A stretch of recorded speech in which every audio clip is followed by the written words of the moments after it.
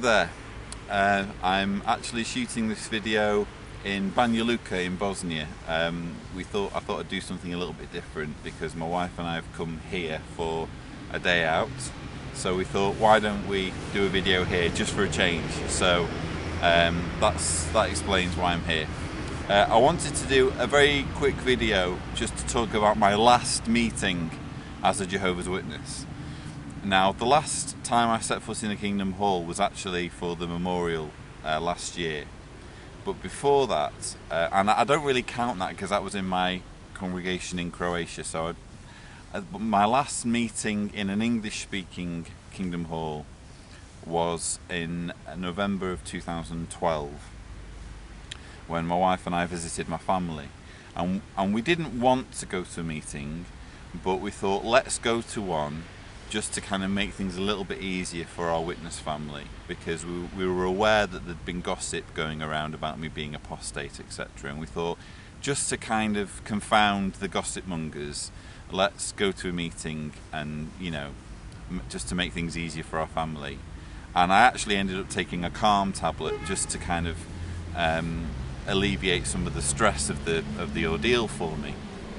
But it was a very surreal experience, and I found myself examining the meeting from a completely new perspective, because I was no longer indoctrinated and I was able to look at what was happening in the meeting and analyse it.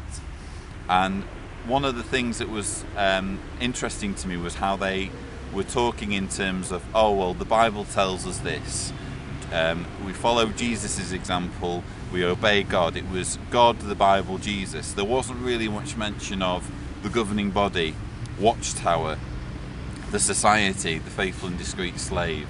And I found that interesting, because if you were an interested person attending, you would just be thinking, oh, these people just believe in the Bible, they just believe in God. You wouldn't really be associating it with a high control organisation. So that was interesting. And another thing I found was I was never really put at ease.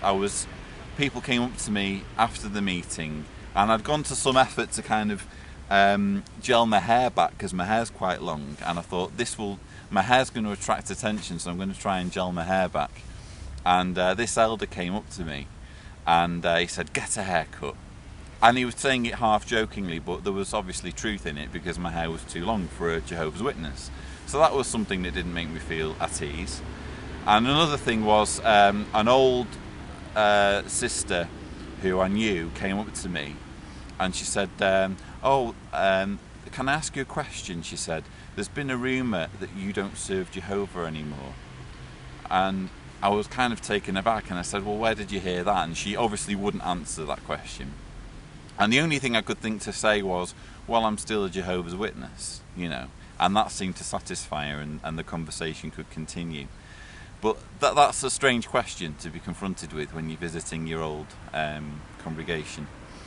And I think one of the things that really kind of impressed me, or not impressed me, but I really realised, was the fact that when everyone is dressed smartly in their ties and in their suits, and the sisters in their blouses and their skirts and their dresses, it lends a great deal of importance to an otherwise unimportant event. So you've got people who are there in their ties and they're dressed very smartly, and it makes them feel like they're doing something important and worthwhile, when in fact they're not. If they were all there in their jeans and t-shirts, it would feel completely different. It would feel like, oh, we're just all friends here to discuss the Bible. But because they're all there dressed smartly, it makes them feel more, it makes the whole event feel more important than it really is. So I just wanted to share those observations from my final meeting, because it came to me, and thank you for watching this video.